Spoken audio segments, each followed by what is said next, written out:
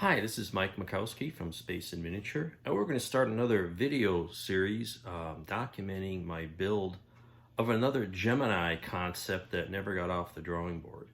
This one I'm digging even further back in my research to the early 1960s when the Air Force was trying to figure out how to put their crew into orbit, and the big problem they had was, well, how do we do that? And what can they do when they get there?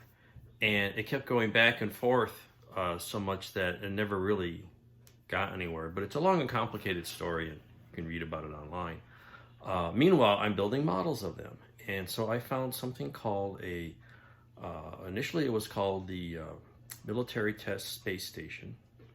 And that changed the name into Military Operational Development System. And it was basically an upper stage, 10-foot diameter, Titan compatible little lab. And this one had two Geminis docked to the back side with a inflatable tunnel to get the crew across. That was always a problem with Gemini concepts. It wasn't designed for crew transfer.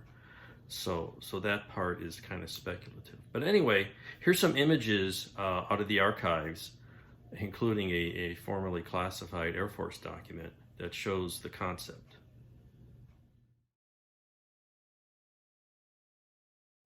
And then here's a drawing I did based on that, where I reused some of my earlier drawings.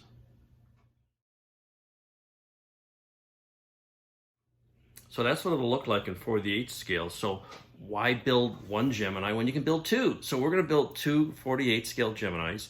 They're going to be done pretty basic because it's from a concept that was never built. So we can go with what they thought a Gemini would look like in 1962. Which, if you notice on that original drawing, it's got a little slant on the nose. And I forget what that was for, but that was when it was very conceptual. And even the drawing, the proportions of the adapter is way off. So we're just going to take the kit, kind of do them pretty much out of the box, not adding any aftermarket parts. And they got this little funky, pointy docking system in the front. So I might add a couple of things to the nose to simulate a radar, but I'm not going to worry about it too much. So the first thing, of course, is to clean up these awful Revell Gemini kits.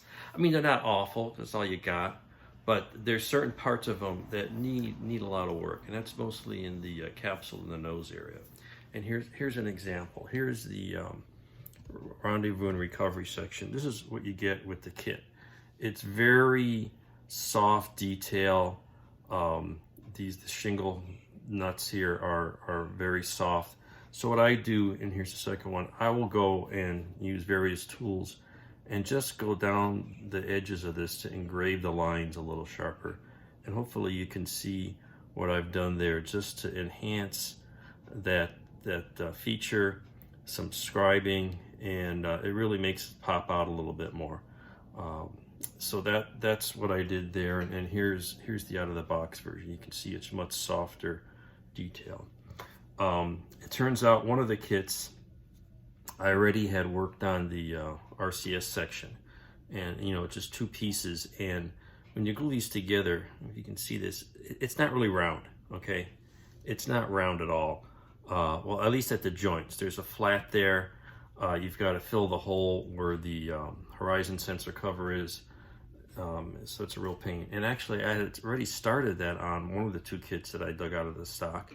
And so what I'll do is put little strips of styrene to rebuild those shingle washers at various points on the RCS section. And there's one where there's two rows.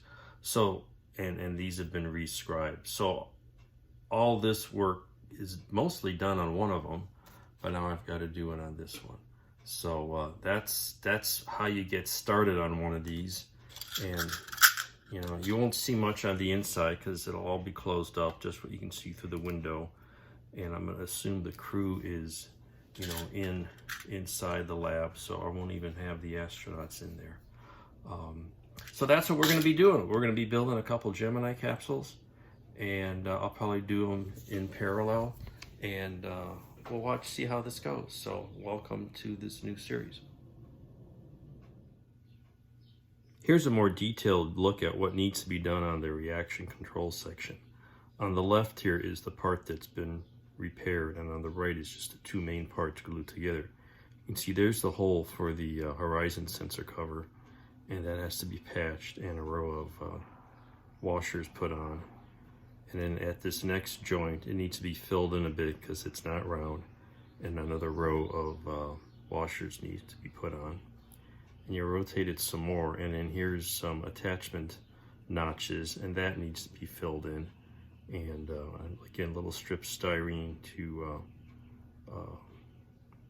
simulate those washers. And then let's see, where are we? You roll around to the next joint, and that's a double row.